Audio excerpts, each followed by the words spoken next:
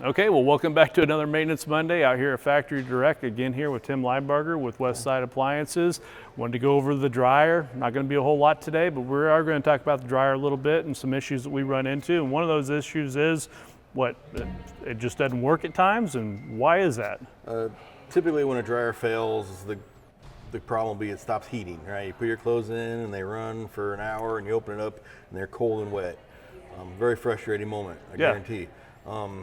So a lot of times the heaters will fail or a thermostat will fail. And one of the number one causes of that is air breathability, right? So one of the things that you need to do when you're doing your laundry is pull out your lint trap after every single load. Every single load And clean it up. If you let it go 2 or 3 or 4 or 5 loads, the air can't flow anymore, and that can cause premature failures on your dryer. Also, once a month, you should take the filter out and just scrub it up with some soapy water. Oh, okay. Fabric softeners and dryer sheets, they can build up a coating of wax on there, and if you leave it too long, it becomes almost uncleanable. So if you do it monthly, you won't have that problem later. Good information. Now, say we pull this out, and we still got some lint down there, things like that. Is that an issue, or maybe not an issue? I don't know. That generally doesn't create a big issue in most dryers, but you can get a special brush, like a long skinny brush, or a vacuum attachment. There's some thin vacuum attachments made. You can get down in there and clean that out, just to help it be cleaner. But it doesn't usually cause any trouble with the dryer. Okay, and we got the filter clean, and maybe it's still not drying real well.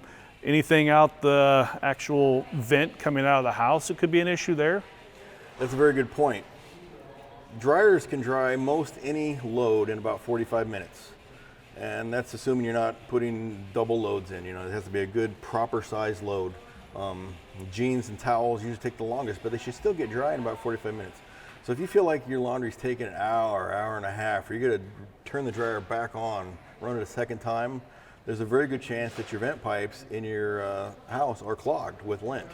So you figure the lint goes into the pipes wet, it sticks to the pipes, and then over time that 4-inch pipe turns into a 3-inch pipe and a 2-inch pipe. Start to get some buildup inside that. And it can't breathe anymore. And what happens then is that the dryer still is pushing that air, but it can't get through the pipes, so it goes out the seals inside the dryer and builds a layer of lint on the floor in the dryer, and that's where your fire hazard comes in. Lint is flammable, and now it's sitting on top of your heater, and you don't want that.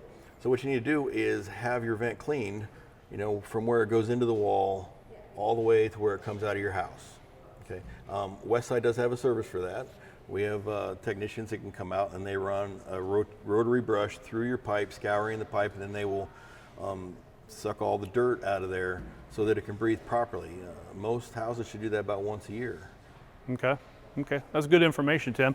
And as a builder and someone that goes out on warranty calls, I know sometimes as builders we forget to leave a screen on the hood vent on the outside. It clogs up. That same thing.